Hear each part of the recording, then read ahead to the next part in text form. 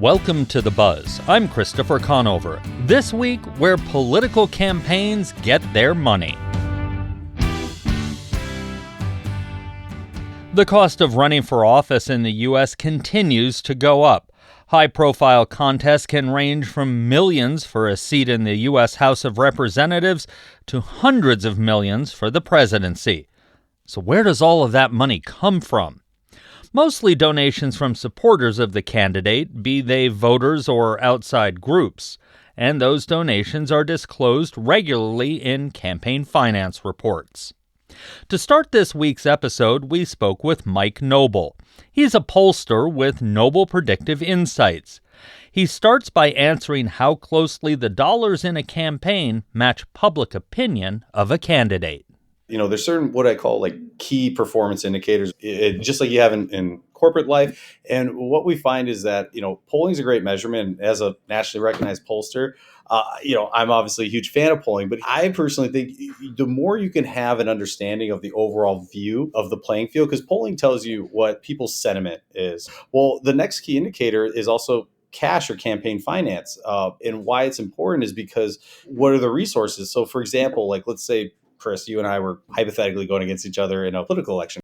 I'm out 10 points in the polls or whatever, right? But you look at the campaign finance and I raised some money, but I got no cash available. Like I got no gas in the tank when, especially in the last 30 days of the election, when folks are most paying attention. If I go dark in those last 30 days because I don't have the resources, I'm probably going to end up losing that race. It's important to know these indicators. And I guess to bring it all back to is money end all be all. It's not. It used to be if someone had more money, it was like 90% of the time person with more money would win. But that was before like the technology developments, like these different modes or mediums of communication. It looks nothing like what it was 10 years ago. When it comes to money and polling and awareness, you mentioned ads, especially the last 30 days. You're up on TV, yard signs. But do discussions like this where reporters sit around and we talk about, so-and-so has a lot of money and so-and-so is burning through it more quickly, does any of this stuff play into that? It does. So when you look at campaigns and how that impacted the money aspect is that first rule in politics is that perception is reality when it comes to campaigning.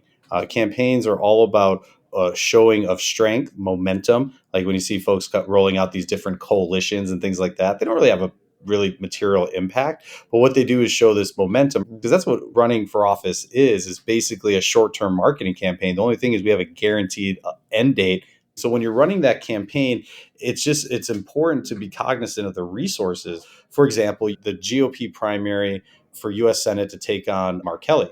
When he was running, he had Kelly Ward, Martha McSally, and Joe Arpaio. And what's interesting is that McSally kind of more moderate McCain type, Ward more like Trump mega type, and then Arpaio, he's just Arpaio. And so he's Joe Arpaio, right? he's Joe. I'll leave it at that. And so when you look at that, it was funny that McSally was up, but you noticed Ward was steadily gaining. When you looked at the campaign finance reports, it was telling because you could see the trend. She was spending the money basically as she was getting it. What you saw was that she was gaining ground, but she was gaining ground because she was spending money where McSally was holding on to her cash because she knew voters weren't paying attention maybe as much, but she was kind of keeping her powder dry. And then it got her to being competitive. But the problem is that ran out of gas, and then McSally basically unleashed and absolutely ended up crushing her and will end up winning the race by 20 points. Remember, it's a campaign. It's not who's qualified, et cetera. It's who wins the popularity contest, right? Campaigning, there's a science to it. I've seen it time and time again where that one who's absolutely more qualified gets absolutely shellacked. And we've seen that plenty of times. And you're right. Sometimes those fundamentals also come down to not only how much money you've raised, but when you decide to spend it and where you decide to spend it. Correct. You typically see a trend is that, so one of the key indicators you look at is, so if you're ever bored on a Friday, Saturday evening, and you want to go look at campaign finance reports. Sadly, we do that here, but yeah. More people should. One of the indicators to look at is not, because a lot of people say, so-and-so raised $1 million or $3 million, et cetera. And that shows, support. Think of it as like investors. Like if I had a startup. So there's one point there, but the other part is like, how much cash do they have? Because at the beginning of a campaign, you have startup costs, just like any organization, right? But then do those costs stay pretty high? or do you usually have a lot of costs and then you usually kind of keep things super lean and then to kind of use the rest in the last 3 months of the race? When it comes to campaign finance, one of the things we're looking at in this show, and a lot of people look at, we'll take the U.S. Senate race that's going on right now. Money coming in from out of state. When voters hear, oh, candidate A is getting all this money from out of state, does that reflect in the polls? Do people say, oh, wait a minute, who is this person? Or is that just considered part of the game and nobody cares? I think it's kind of more considered part of the game because I think the average voter, it's hard to disseminate. But they know like the outside groups because the kind of current campaign structure, at least of modern day politics, especially since McCain-Feingold ruling on campaign finance, you basically have the campaigns, they will run full positive messaging. And then the outside groups basically are the attack dogs. And what we found is that where it does impact polling, let's say you and I are hypothetically going against each other, and I say, Chris is bad, he's terrible, this, that, and the other. Thing is that when you do the attacks, yes, I'll damage you a little bit, but I'll actually lose more. And you think that, oh, you would gain, especially if other candidates in the race. So that's why you have the outside groups doing it, because voters don't really connect the campaign committee to the outside because it's just so prevalent in there. Because you look at Republicans and Democrats, and U.S. Senate is a good example you provided because a crap load of money goes into this. The only thing bigger than that is president, but like Senate blows out of the water the spend compared to like congressional races. And so vast majority of the funds on both sides of the aisle are coming, frankly, from out of state. Like there's not a lot of money, frankly, here in the desert, unlike, states like Virginia. Perfect example. I talk to consultants over there and they say, hey, just to be competitive, just throw your hat in the ring for a state legislative seat. You got to have $1 million at least. And here, I've never seen a legislative candidate with $1 million ever, let alone like if they had like 250,000, that's like our version of $1 million. You and I have talked U.S. Senate races because we have them every 2 years currently, it seems. Yep, our 5th U.S. Senate seat in a row. Each time they get more and more expensive. Will this U.S. Senate race probably be an absolute record setter when it comes to money? It's going to be close. The only reason why is that Mark Kelly, he's the best fundraiser I've ever seen in Arizona. That dude was a money machine. He was, I think, at one point ranked the most prolific fundraiser in the country of all U.S. Senate, not only challengers, but then I think even among incumbents outside of maybe like leadership. But Rubin, I think he's on a good pace. But what you're seeing is right now this dynamic, we've seen play out the last 3 election cycles. When it comes to U.S. Senate spending, there's a massive imbalance between the sheer amount of money Democrats have and how much less of it Republicans have. Last cycle, the top 10 Senate races, Republicans were literally outspent significantly in some of those races. They were more efficient. The Republicans' cost per vote was great. The thing is that they just had a lot more tonnage.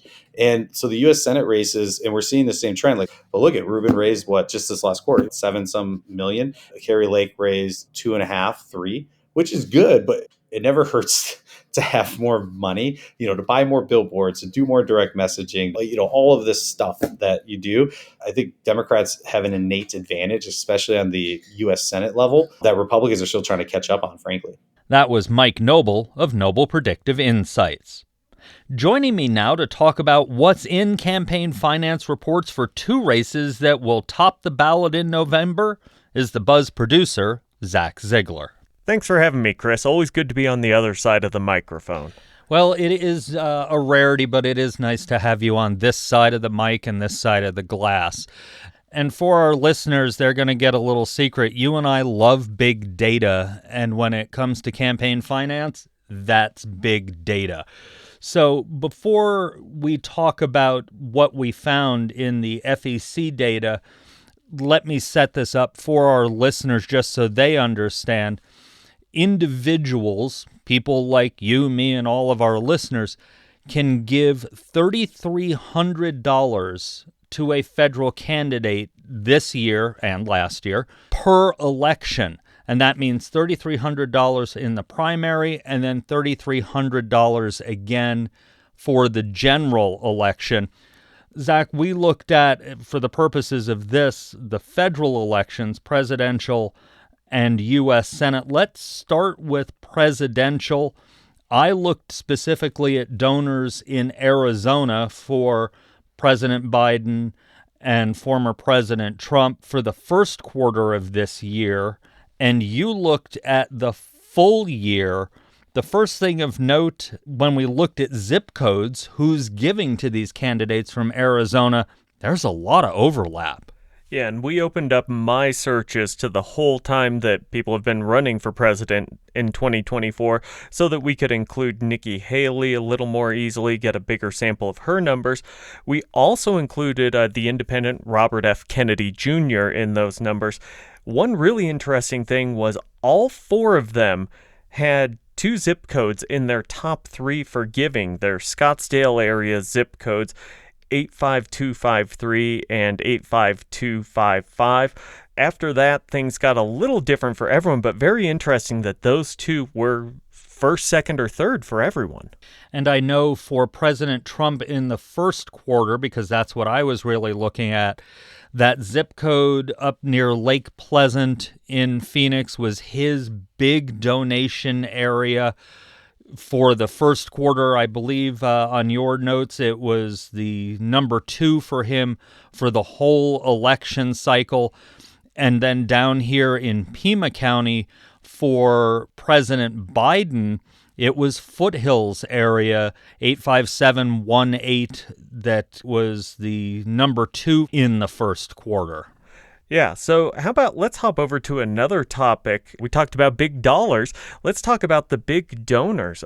President Biden has been doing quite well there amongst Arizonans. He's had 53 people give him $6,000 plus dollars, making up about $350,000.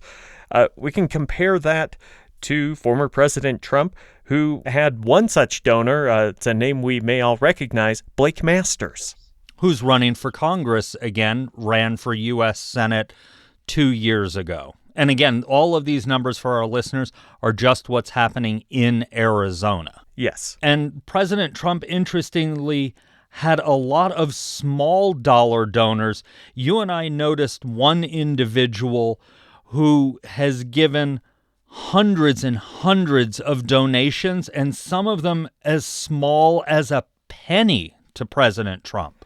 Yeah, and that seemed to be something that happened a lot with his campaign. He had 62,000 donations in Arizona. About 1,300 of those were for a penny. And if you up that to a nickel or less, that was about 3,300 donors. By comparison, President Biden, we're talking about 9,000 donations, with only about 10 of them being $1 or less. For Nikki Haley, we saw about 18,000 donations, about 500 of $1 or less. And for Robert F. Kennedy Jr., about 2,700 donations, and he had one donation of $1. Everything else was larger than that. Those are some of the high points for what presidential candidates have pulled in from Arizona. Now we head to the race for an open U.S. Senate seat in the state. Well, that race still has three notable competitors. Democratic Congressman Ruben Gallego has his party's nomination all but sewn up. If we head to the Republican side, former news anchor Kari Lake is seen as the front-runner, but Pinal County Sheriff Mark Lamb isn't letting her get away that easily. We also pulled down some data from independent incumbent Kyrsten Sinema, who dropped out of the race early last month. So let's start with a topic we heard about from Mike Noble earlier, out-of-state donations. Zach, this is something we both looked at in our research. You did the numbers and I did the maps. So give our audience the basics, or basics with the details about what we found. At this point, Mark Lamb, who is the candidate with the lesser amount of money, he has the largest amount of his money coming from within Arizona, a little over 70%.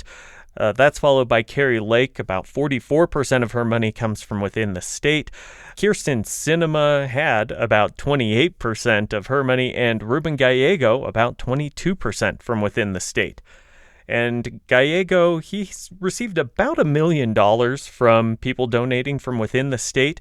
By comparison, if you're wondering where that money's coming from outside of Arizona, he had about $900,000 from California and $400,000 from New York State.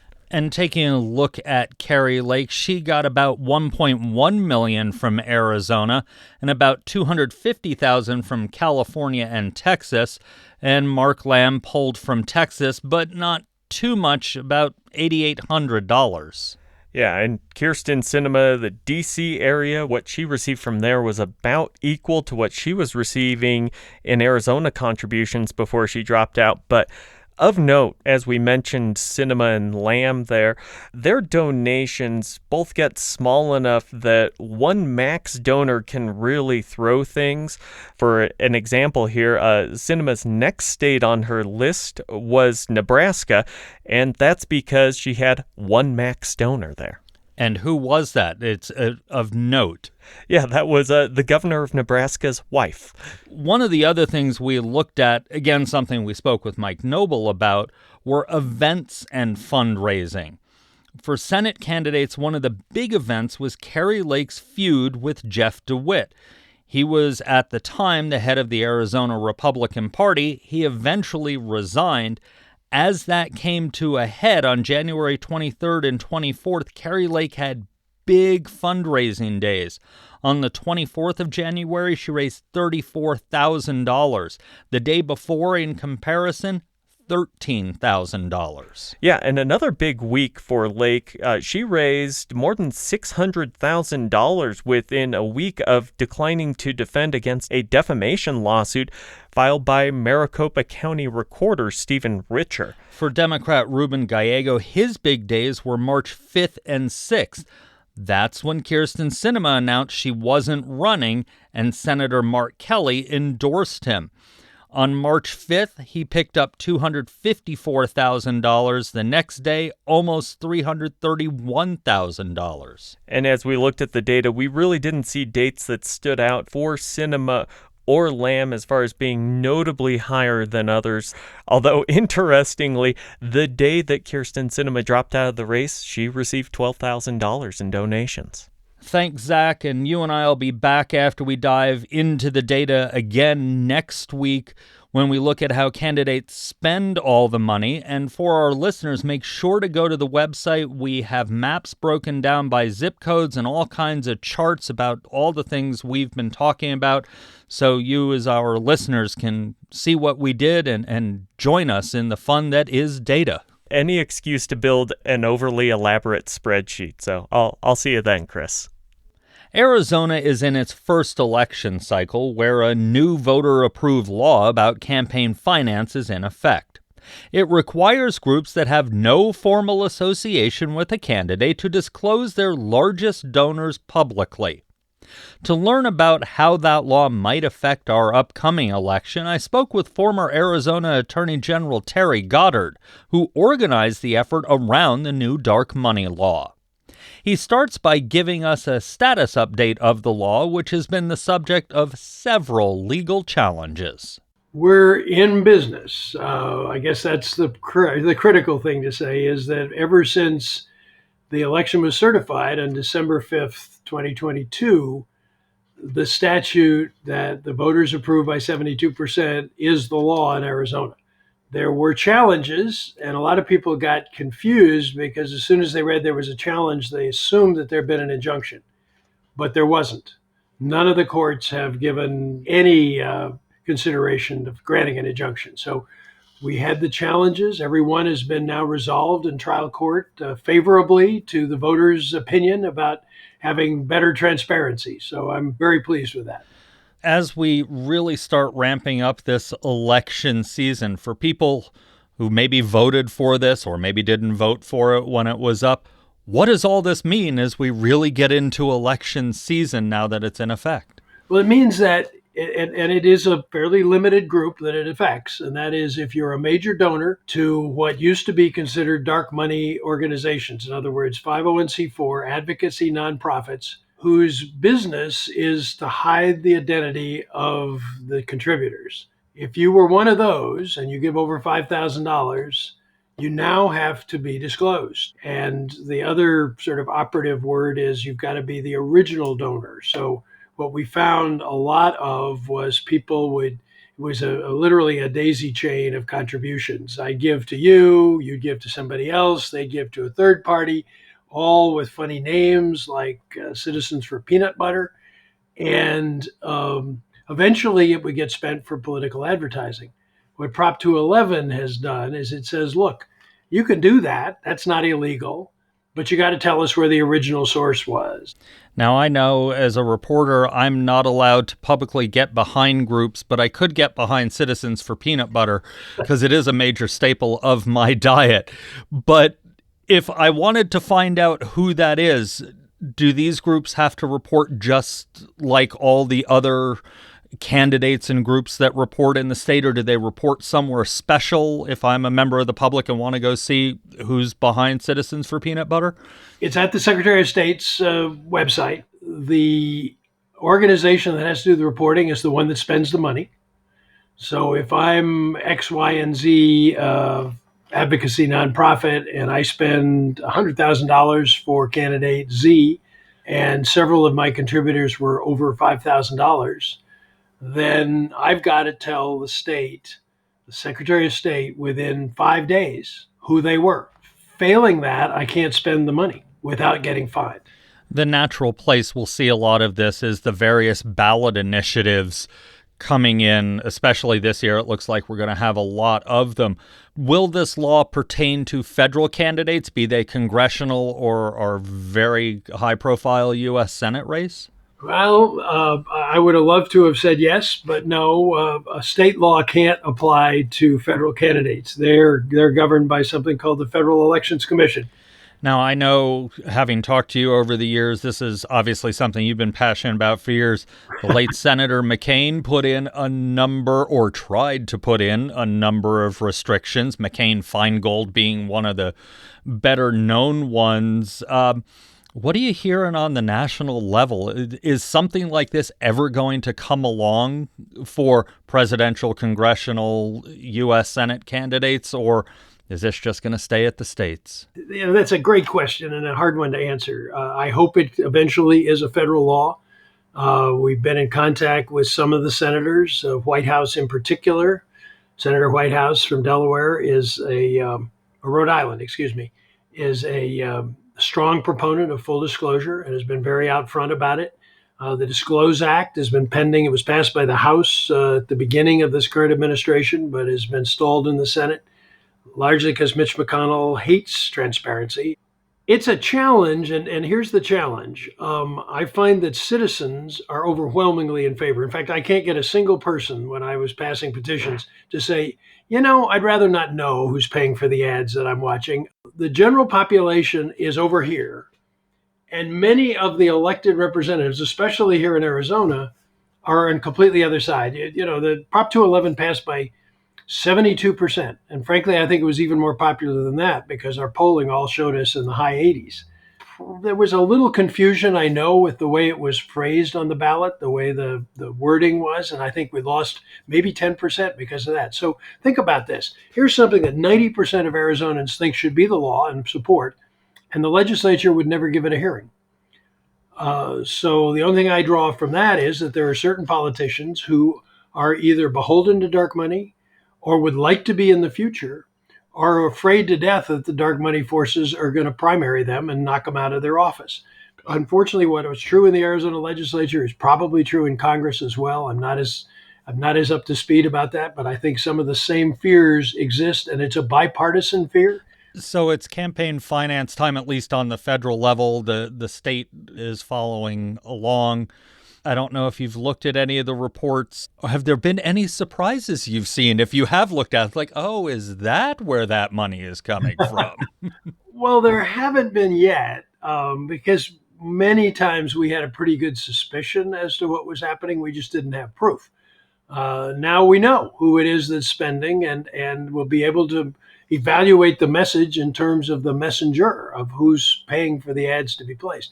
I expect some surprises. We're still relatively early in the campaign contribution season. I expect the heavy expenditures will hit us sometime around primary election day. Coming to our TVs soon. Yeah, right. I mean, there's several levels that this will be involving. It's not just the disclosure of the Secretary of State. There's an on-air disclosure requirement. I mean, I don't expect blockbuster revelations, but here's the thing. Back in 2014, when we had a statewide election for 2 corporation commissioners, our friendly neighborhood utility here in Phoenix appeared to be involved, although they would never admit it. They basically said along the lines of, we can either confirm or deny that APS is involved in these campaigns. But they never confirmed that they, in fact, were paying. As it turned out later, 5 years later, we found out $10 million was spent to promote those 2 candidates. And they got elected, and then they voted very favorably for rate increases. No laws were broken, but the fact that would be different under this situation was you would have to say on the ad that it was brought to you by contributions from the utility that's being regulated by the people that are seeking election. I think that would have an impact. And I think now at least you will know for sure who it is that's spending those checks.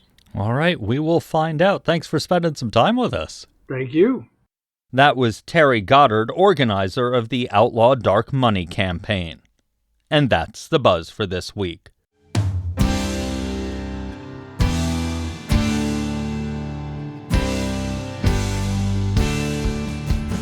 Tune in next week as we look at how the money donated to campaigns is spent. You can find all our episodes online at azpm.org and subscribe to our show wherever you get your podcasts. Just search for The Buzz Arizona. We're also on the NPR app. Zach Ziegler is our producer with production help from Desiree Tucker. Our music is by Enter the Haggis. I'm Christopher Conover. Thanks for listening.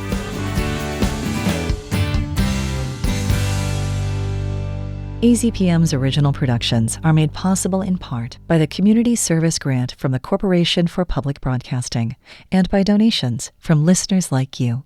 Learn more at support.azpm.org.